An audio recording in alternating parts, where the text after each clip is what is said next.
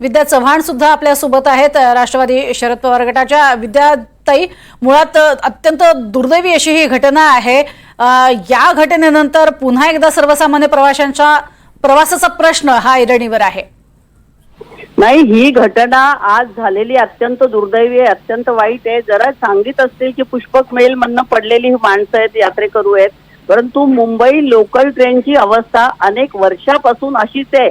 Average माणसं रोजची 11 पडून मरतायत, परंतु रेल्वे प्रशासन ढम्म आहे। आणि आम्ही लोक अनेक वर्ष सांगतो आहोत की मुंबई लोकल ट्रेनची गर्दी, मुंबई हून बाहेर जाणाऱ्या ज्या ट्रेन आहेत, कुठे यूपी बिहारला जाणाऱ्या असतील किंवा पुष्पक असतील, याच्यामध्ये इतकी प्रचंड गर्दी आहे, लोकांना पाय ठेवायला जागा नसते आणि लोक जीवावर उदार होऊन बाहेर उभे राहतात।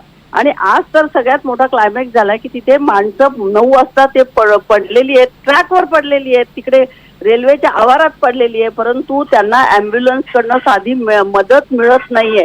हे सगळ्यात आपलं दुर्दैव आहे। तुम्हाला प्रत्येकाला ह्याचा पूर्ण हे केले पाहिजे। मुंबई रेल्वे बोर्ड असेल, यांच्याकडे मागणी केली पाहिजे की प्रत्येक रेल्वे स्टेशनवरती एक ॲम्ब्युलन्स असली पाहिजे, वायरलेस ॲम्ब्युलन्स असली पाहिजे। लोक जखमी होतात, कोणाचे हातपाय गमावले जातात, कोणी मृत होतं, त्यांना ताबडतोब मेडिकल एड मिळाली पाहिजे। अनेक लोक वाचू शकतात, परंतु आज रेल्वे प्रशासनाने, मी कुठल्या तरी चॅनलवर बघितलं, सांगितलं अजूनपर्यंत ॲम्ब्युलन्स पोहोचलेली नाहीये। म्हणजे हे काय भयंकर प्रकार आहे। रेल्वे नुसतं फाईन गोळा करते, त्याच्यातनं 3 आणि 4 कोटी दर 2-3 महिन्यातनं फाईन गोळा करतायत लोक। पैसे प्रचंड रेल्वेला मिळतायत मुंबईतनं, परंतु मुंबईच्या प्रवाशांची सुरक्षितता नाहीये। आणि म्हणून रेल्वे प्रशासनाचा चॅनल तुमच्या माध्यमातून याचा पाठपुरावा केला पाहिजे।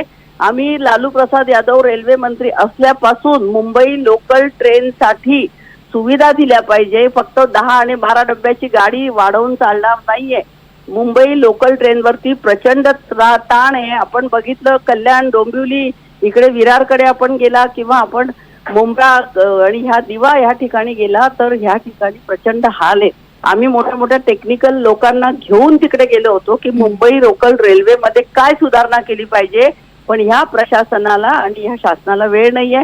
पृथ्वीराज चव्हाण मुख्यमंत्री असताना त्यांनी आम्हाला त्याची मदत केली होती। सुप्रियाताई सुळे खासदार आम्हाला रेल्वेला तिथे घेऊन गेल्या होत्या, परंतु इकडे मंत्रालयात गेल्यानंतर आजही रेल्वेला लोकल ट्रेनमध्ये सुधारणा केली पाहिजे याचं भान इथल्या लोकांना नाहीये। कारण मंत्रालयामध्ये बसणारे हे सगळे लोक बाहेर गावावरून आलेले आहेत, यांना मुंबईची माहितीच नाहीये, मुंबई लोकल ट्रेनची काय अवस्था आहे।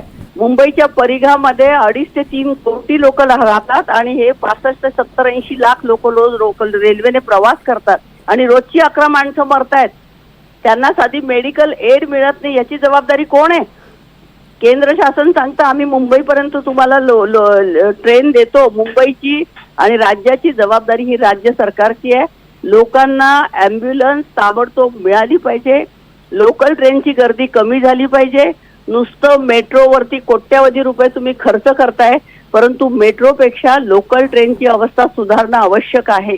कुठेतरी एस्किलेटर जिना दिला एखाद्या प्लॅटफॉर्मवर, बाकी सगळीकडे लोक जात आहेत, कुठेतरी 2-4 लिफ्ट लावून दिल्या म्हणजे त्यांना वाटतं आम्ही खूप काहीतरी व्यवस्था केली आहे, असं नाहीये। प्रत्येक स्टेशनचा आढावा घेतला पाहिजे, प्रत्येक स्टेशनवर ॲम्ब्युलन्स असली पाहिजे, प्रत्येक पडणाऱ्या माणसाला लगेच मेडिकल एड मिळाली पाहिजे, परंतु ती मिळत नाहीये। हे आपलं दुर्दैव आहे आणि माझी तुम्हाला विनंती आहे की तुम्ही लोकांनी याचा पाठपुरावा करावा, एवढी नम्र विनंती आहे माझी। नक्कीच विद्याताई, धन्यवाद आमच्याशी बोलात त्यासाठी।